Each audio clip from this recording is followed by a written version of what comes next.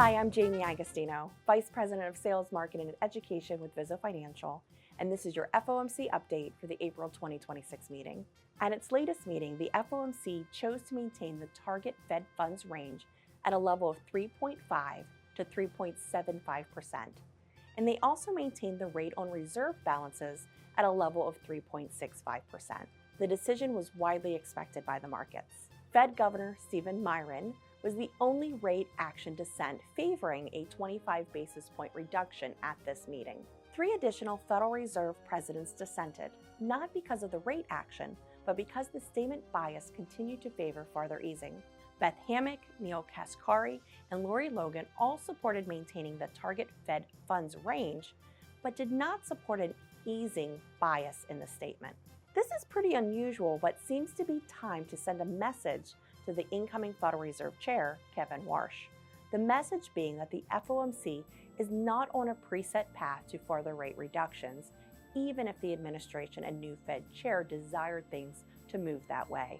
We'll see what additional information Chair Powell gave us at his final press conference after the break. In our modern world of fast-paced data gathering, information sharing, and constant communication, risk is here to stay.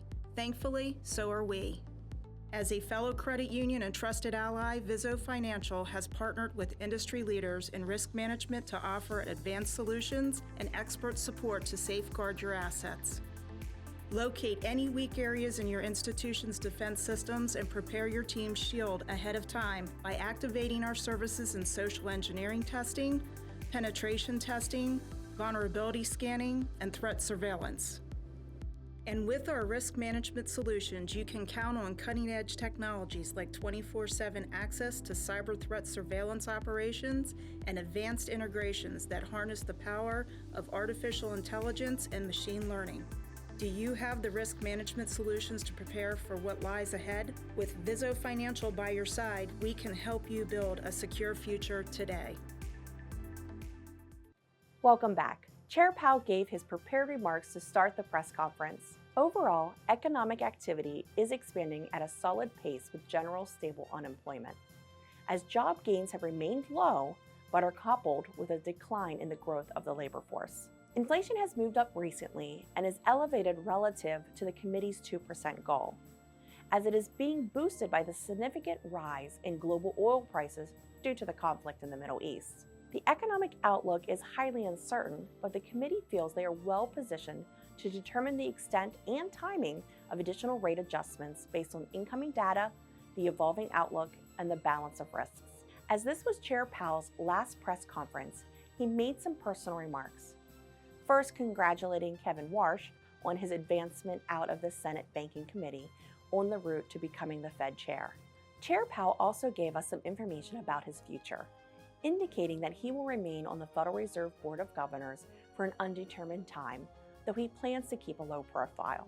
He is doing this to upkeep his promise that he will not leave until the Justice Department's investigation into the Fed is well and truly over with transparency and finality.